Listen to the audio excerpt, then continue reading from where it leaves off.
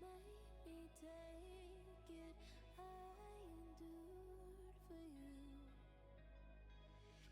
Feel like I am sunk into the deep.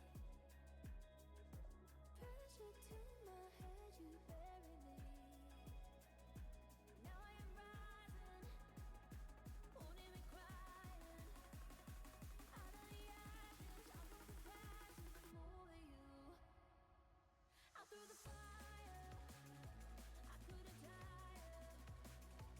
Out of the ashes, I will come last, and the more of you, over you, over you. Ooh, ooh, ooh, over you. Ooh, ooh, ooh, over you. Ooh, I'm over you. I'm over you.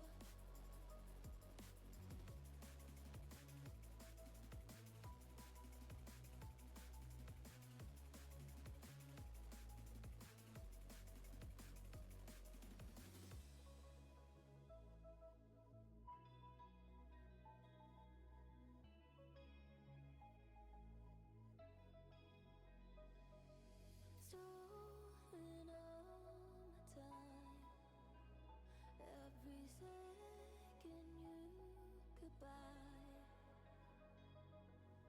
Took my nature, all the favors. Is that love to you? Feel like I am sunk into the deep. Pressure to my head, you bury me. Now I am rising, holding me crying.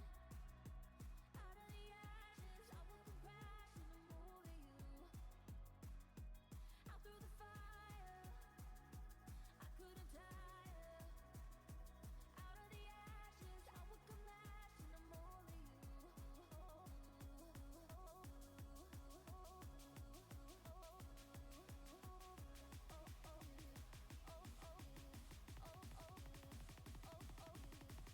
Over you. Out through the fire, I couldn't tire. Out of the ashes, I will come last, and I'm over you, over you, over you. Ooh, ooh, ooh, over you. Ooh, ooh, ooh, over you. Ooh, over you. I'm over you.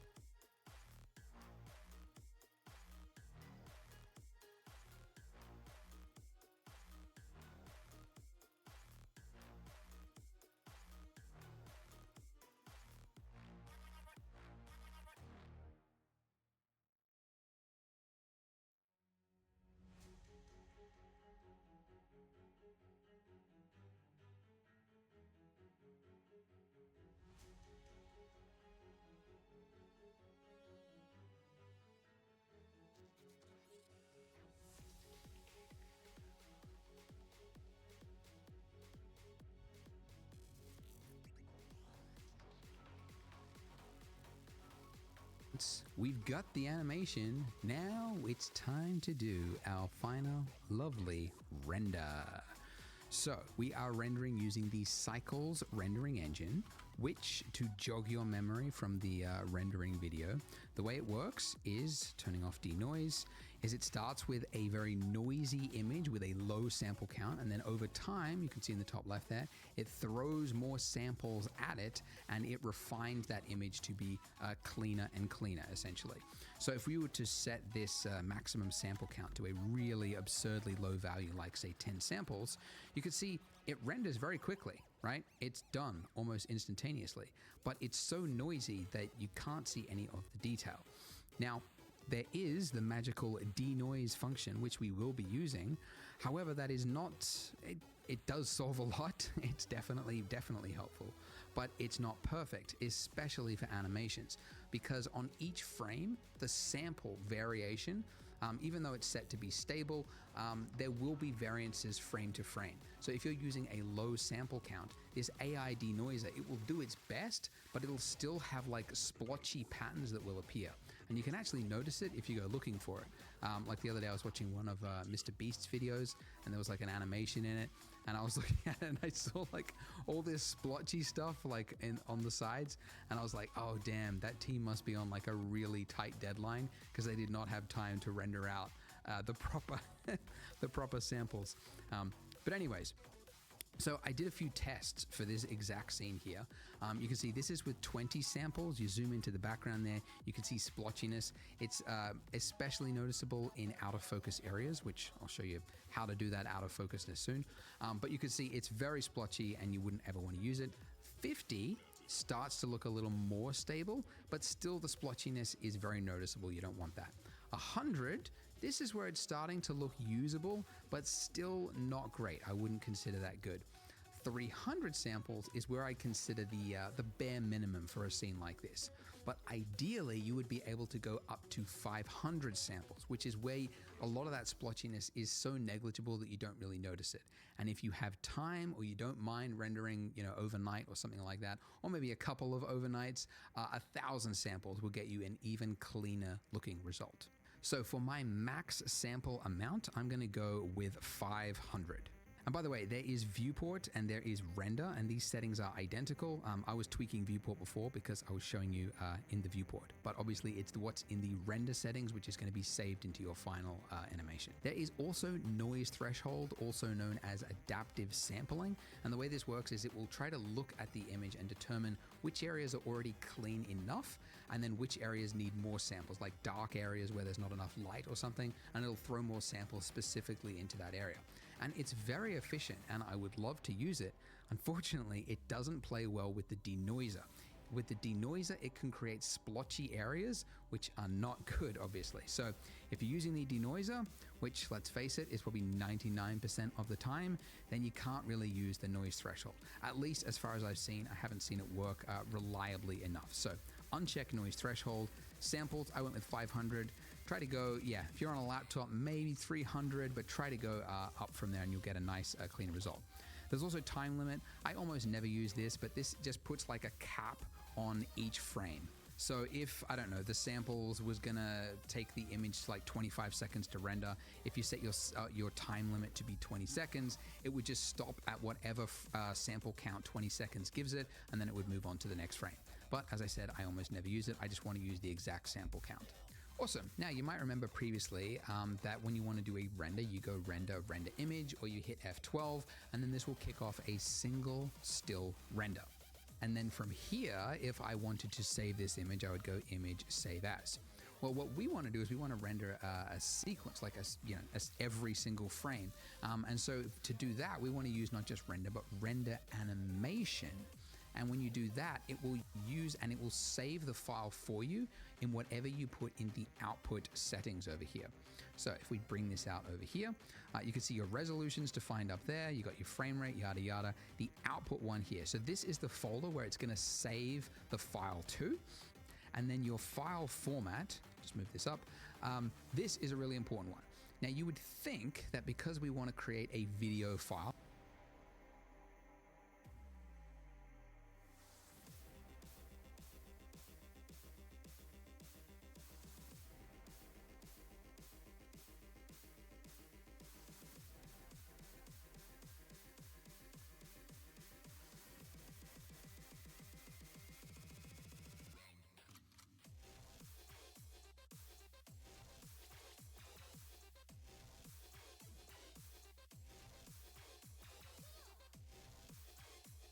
right, that you could upload to Instagram or YouTube or whatever, that you would want to use one of these movie settings, maybe an AVI or an FFmpeg or something like that.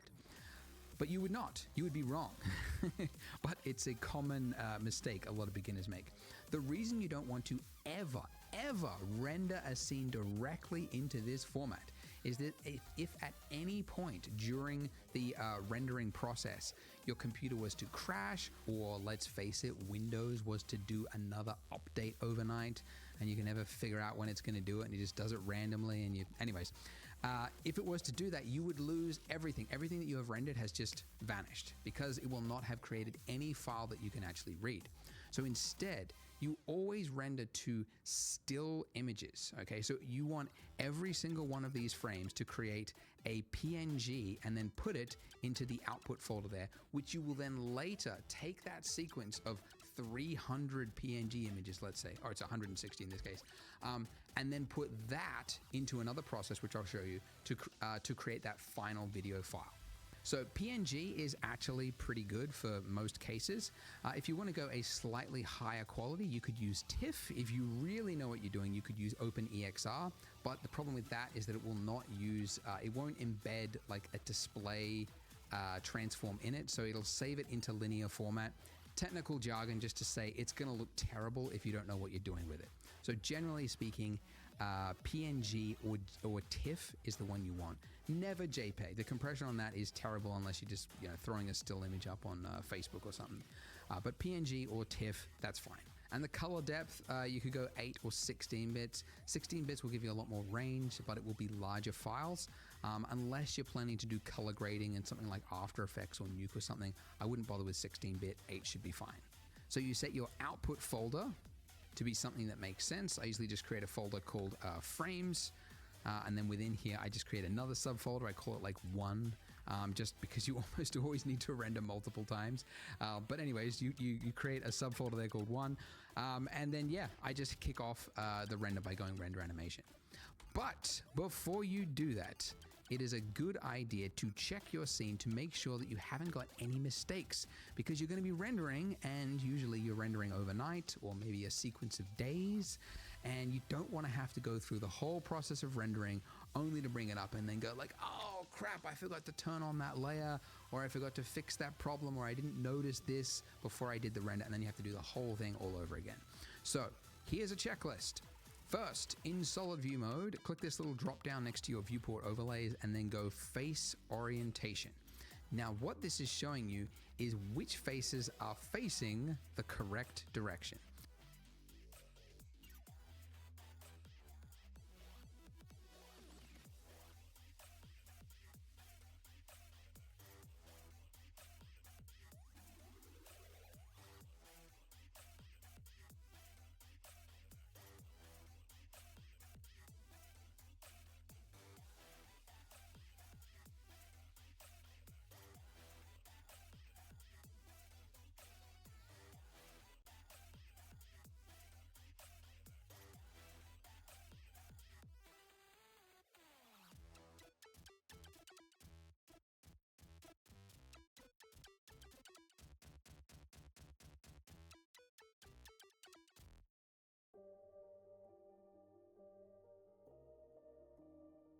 Drop down next to your viewport overlays and then go face orientation. Now what this is showing you is which faces are facing the correct direction. So the face is the solid part of the mesh and it's like paper thin, right? But there is a correct direction and there is a wrong direction. So the correct direction is the direction that the camera and the shader expects to see, and it can render correctly. If it's showing you the opposite side of the face, it means that the shading is likely to get screwed up. So if you see anything in your scene that is red, it means that it is facing the wrong direction, okay? So in this case, it thought that the kitchen should be rendered outside, right? Because it was a cube that we started with, so it puts the faces outside it, because it wouldn't know that we want to render inside. So in this case, if you have a red face like this, you select it, select everything on the mesh just by tapping A.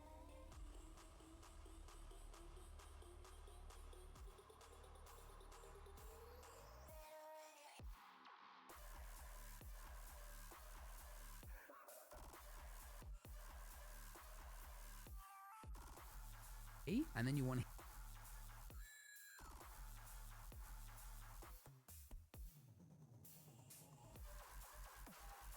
hit Shift N, okay? Now that should fix it. Well, you made it. The end.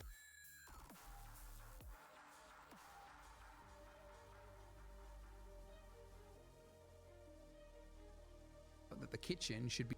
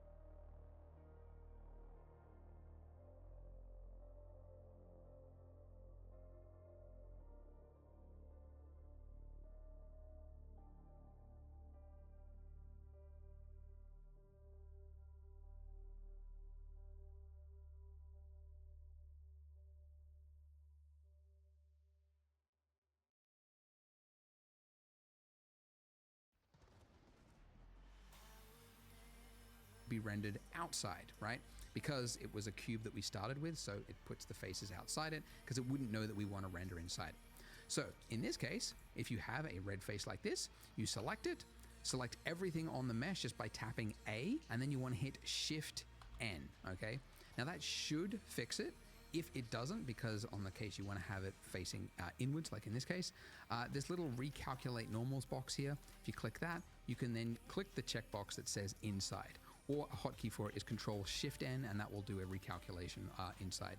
Anyways, long story short, you just want to make sure that everything you see is blue. If you've got anything, a sprinkle or a donut or a plate or anything like that, just make sure everything is showing up as blue because that's very important.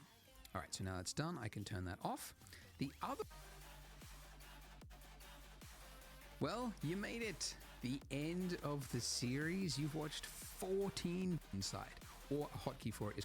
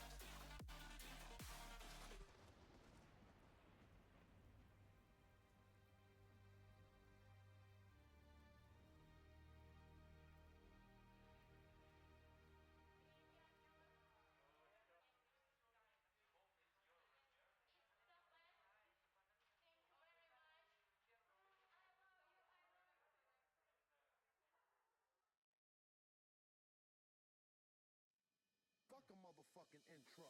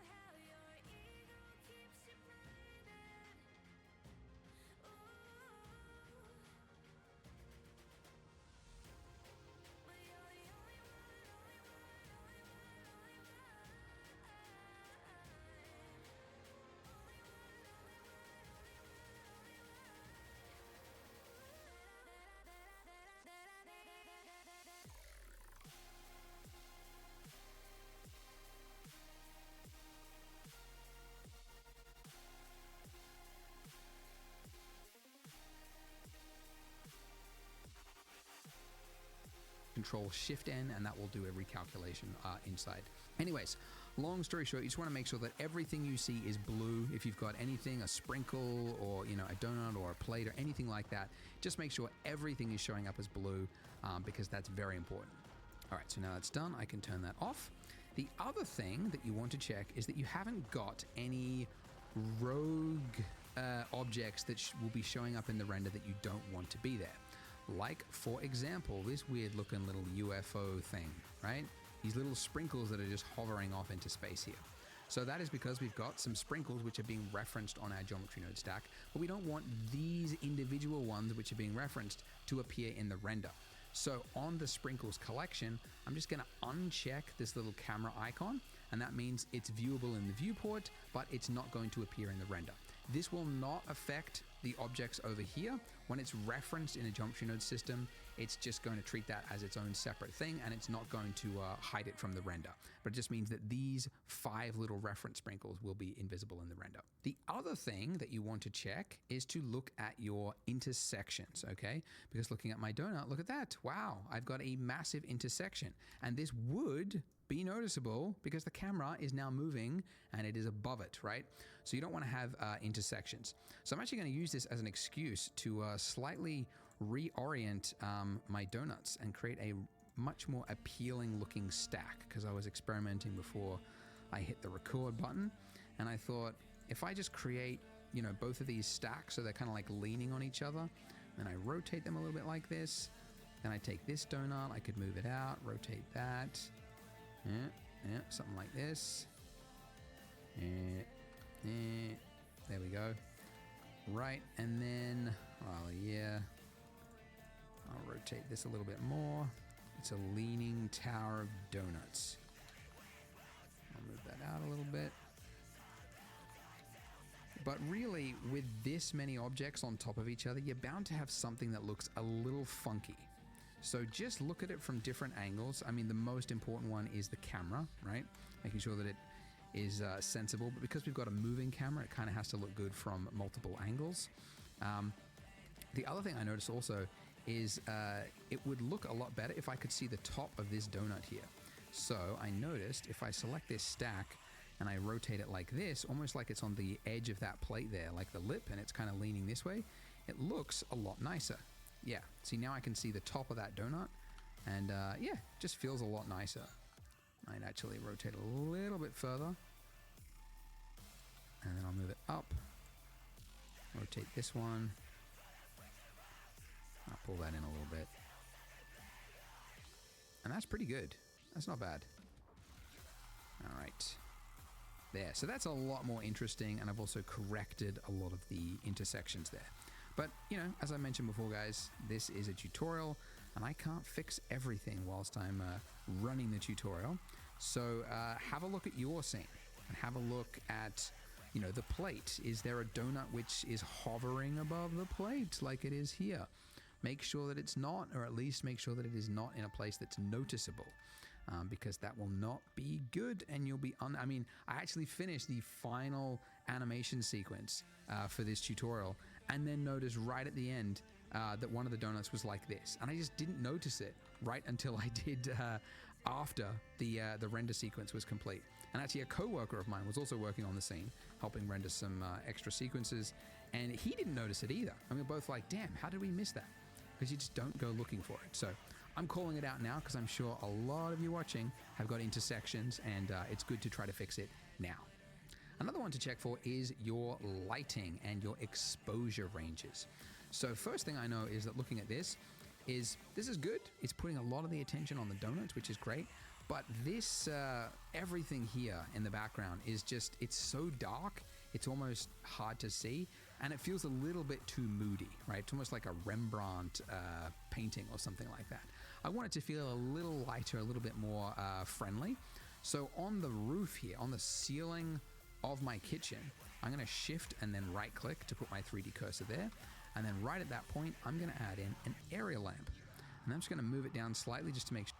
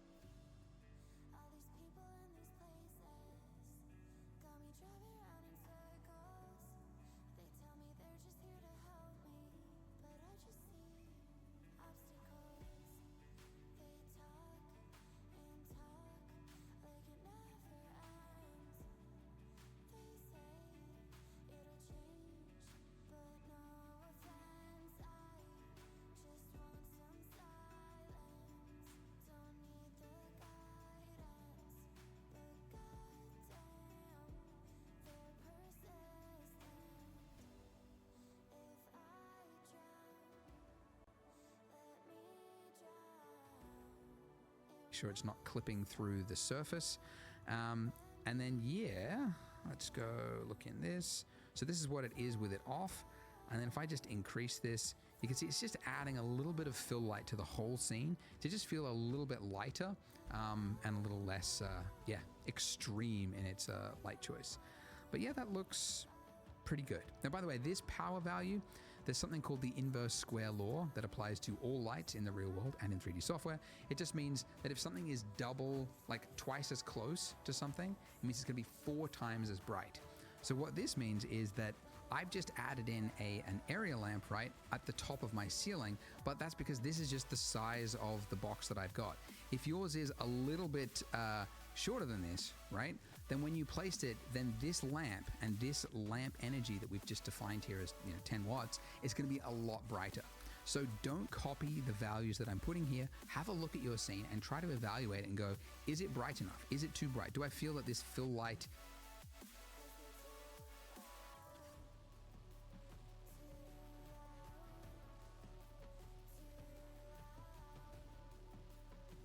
feels a little bit too moody, right? It's almost like a Rembrandt painting or something like that. I want it to feel a little lighter, a little bit more friendly. So on the roof here, on the ceiling of my kitchen, I'm going to shift and then right click to put my 3D cursor there. And then right at that point, I'm going to add in an area lamp. And I'm just going to move it down slightly just to make sure it's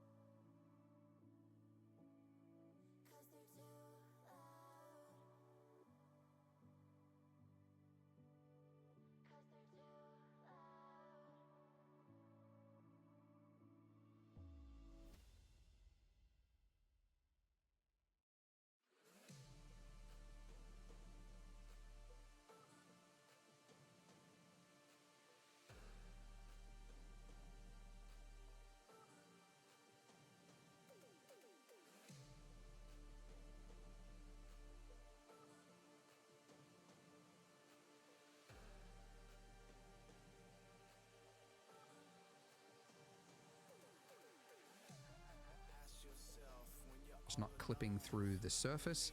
And then, yeah, let's go look in this. So this is what it is with it off. And then if I just increase this, you can see it's just adding a little bit of fill light to the whole scene to just feel a little bit lighter and a little less, extreme in its light choice. But yeah, that looks pretty good. Now, by the way, this power value, there's something called the inverse square law that applies to all light in the real world and in 3D software. It just means that if something is double, like twice as close to something, it means it's going to be 4 times as bright. So what this means is that I've just added in an area lamp right at the top of my ceiling, but that's because this is just the size of the box that I've got.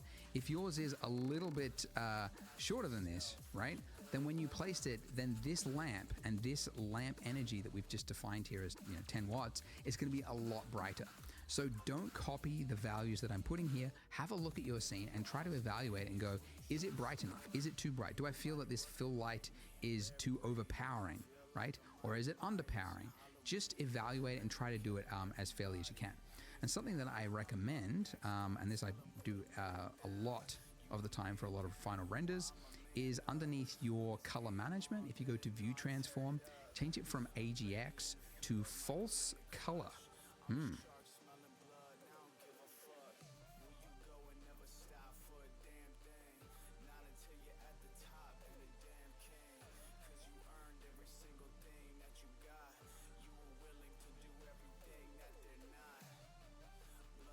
Now, this obviously you never want to do for a final render, but this is revealing to you what is the exposure range of different parts of the image. Kind of like if you're using a camera and it's got like a zebra thing to like show you which parts are clipping. This is like that, but it's like to an advanced level. Essentially, it's showing you, I mean, I'll put this up from the Blender documentation, but it's showing you what is the exposure range of which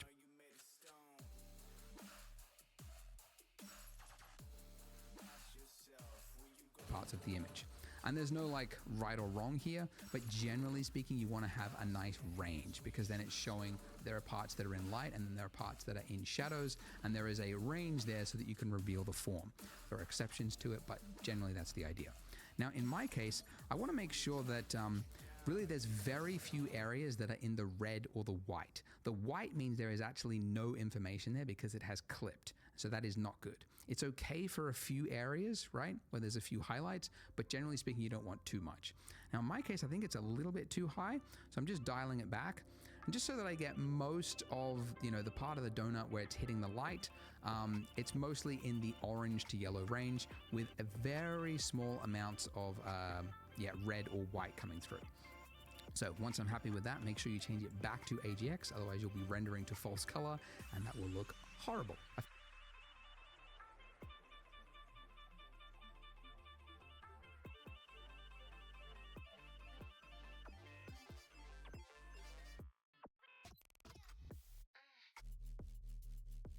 Few other aesthetic choices. I noticed that the pink was a little bit too hot. The saturation does make a difference, so I'm just going to dial it back to around about a 0.6 value. I also noticed that this yellow color was a little bit too close to mustard, so I'm just going to tweak the hue here just to make it a little bit more exciting, kind of like a banana yellow, right? And a little bit brighter as well, just a little bit more cheerful. The blue I'm going to make a little closer to an aqua, which is a little more funky, a little, I don't know, more interesting, at least to me. The base color, oh yeah, this one here. So I decided after looking at this and evaluating it, I'm like, I should just go with the white icing like what I had in my my final render. So just creating a new material, call it white icing, right? And also for the donut, I noticed I forgot to put subsurface scattering on the donut itself, because donut, although it's bread, right, it's not going to have as much subsurface scattering as the icing, but it will have some, right? So I'm going to give it a weight of 1, radius, make sure that's always set to 1, and then this value here, let's go 0.01, like that, which I think is actually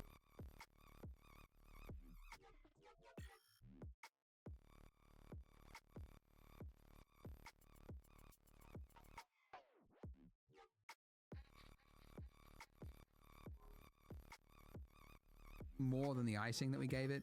But anyways, it works because it's kind of doughy. We can kind of get away. Maybe I'm having second thoughts right now. We'll go 0.01. Why not? Make it look a little bit more stylized and cartoonish. The other thing that I can see looking at this is that this part here, right, with these ball sprinkles on it, it's very like high frequency detail, which is just like a technical term to mean like small detail. Artists always invent terms just to sound smarter than they are, but it looks high frequency, right? And it's a little too high frequency. It's good to have some small detail, but not that small. It's just, it's kind of gritty and it's kind of like, it's sticking out like a sore thumb to me. So what I'm going to do is go to my geometry node setup just for my round sprinkles here. And by the way, also make sure you're looking at the correct one, not long sprinkles.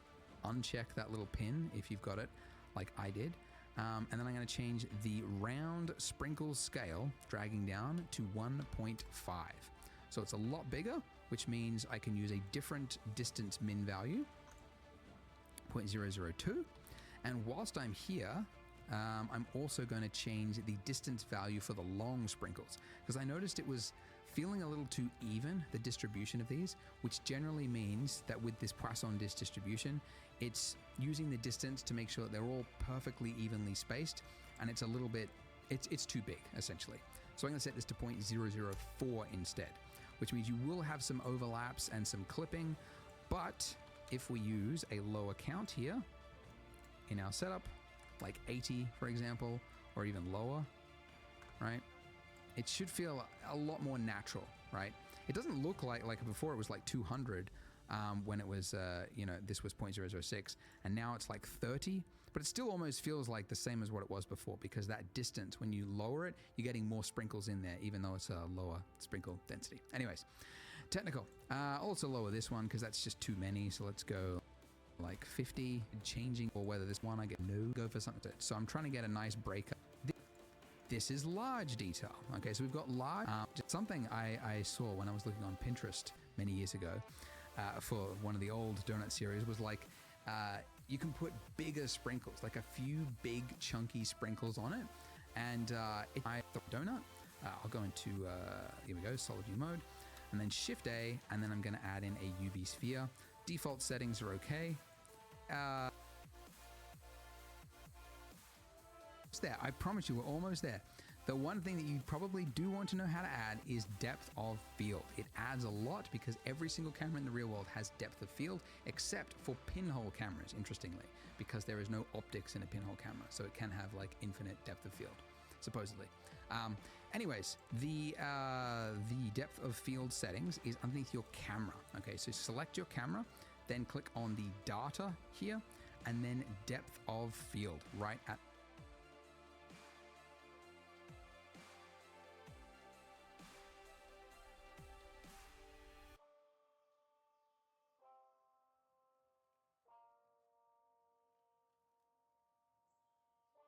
the bottom. So check that box and everything will become blurry because it doesn't have a focus object yet.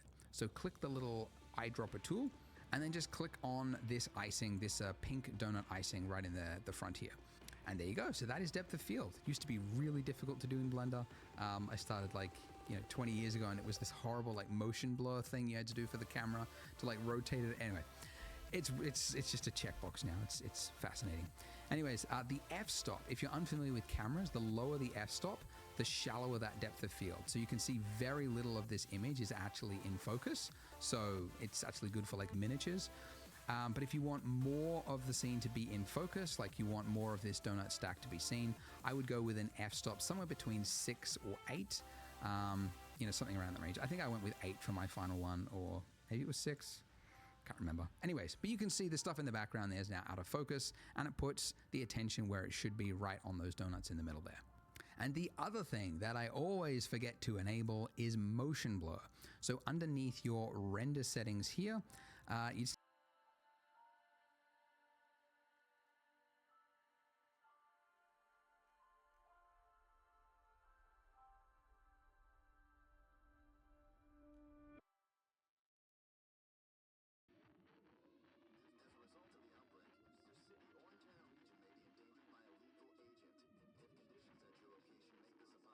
need to check.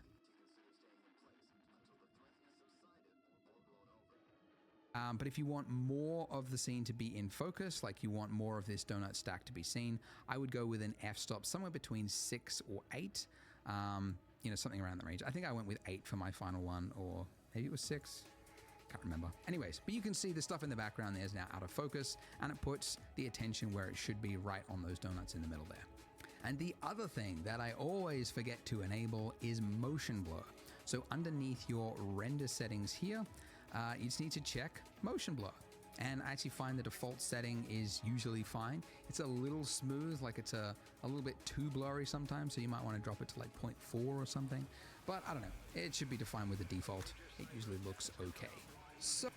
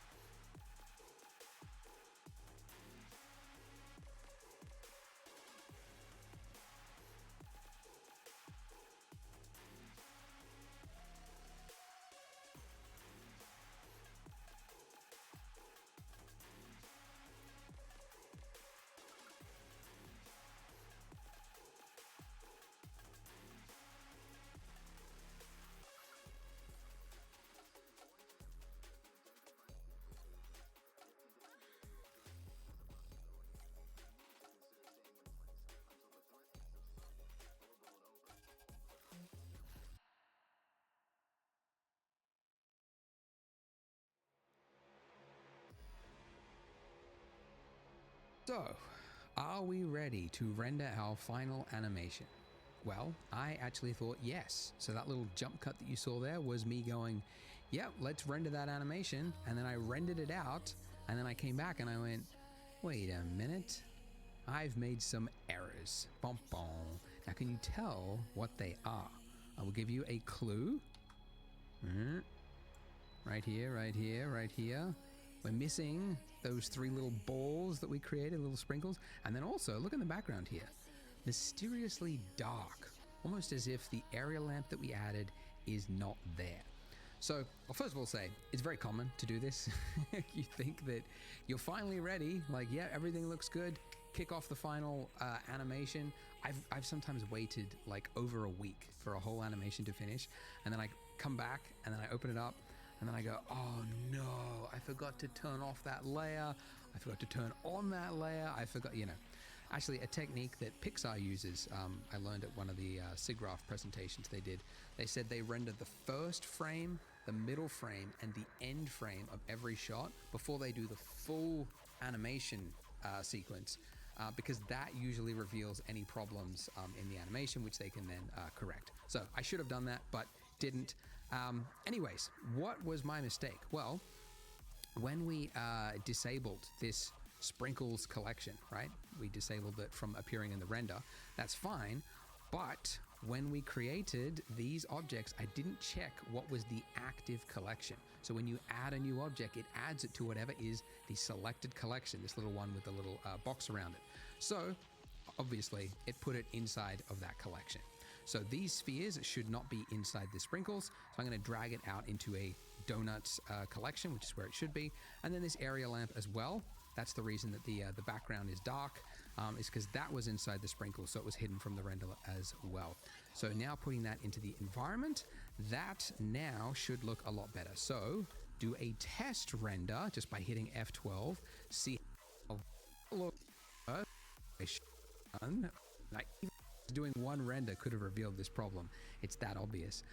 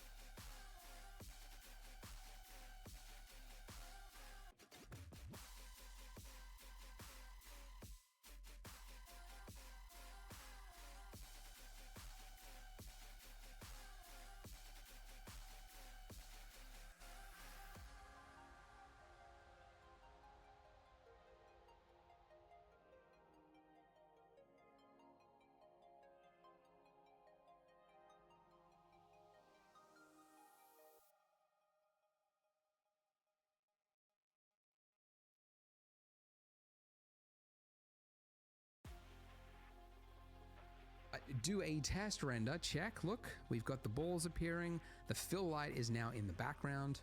And the other thing I noticed, and this is because it's the next day that I'm recording this, when you look at something with fresh eyes, you often notice different things. So I thought that this exposure looked pretty good, but then now having a look at it the next day, I can see that it's a little overexposed. Okay, so if you look at the false color, this is what it looks like, and there's just too much orange there. So essentially I'm going to drop this back to be, so it's like mostly yellow across the front of these donuts here. Well, not mostly yellow, but more yellow than what there was before. There's not really an exact way to sort of pinpoint it, but I could just tell it's a little overexposed. So I'm just dialing it back to be a little more reasonable. Again, your exposure ranges might be different depending on, you know, how close your donuts are to the window or something, but look at it with your own eyes, and if it looks wrong when you're using this exposure range, use a different value, tweak it, and try to make it look accurate. Because actually I was on Discord this morning looking at some of your renders. Join the Discord if you're not on there. And I was like, okay, a lot of people also have overexposed renders, so I should bring that up. Anyway, we are now finally ready to do a render. So again, I am using no noise threshold, 500 samples, probably get that up to 1,000 if you want it to be non-jittery, denoise, open image denoise, and then I'm outputting it to TIFFs, just RGB, we don't need alpha, 8-bit, and then I'm just putting it into a folder, which, because I made a mistake, I'm gonna put it into another folder. I actually made 2 mistakes, rendered it twice. I'll put it into a 3, right? That's why I put them in subfolders. Anyways, now that I'm ready, I'm gonna go render animation. And this is now kicking it off. I can now leave it, walk away, and it will just start, as it finishes rendering, it'll just start dumping it into the folder. And there you go. So you can see it's rendered 3 frames. So we've got 3 images here. Once it's finished, we should have 160 TIFF files inside this folder, which you will have to watch the final part of this tutorial to learn how to take that sequence and form a video file that you can use and send, etc. So click here to watch the final part.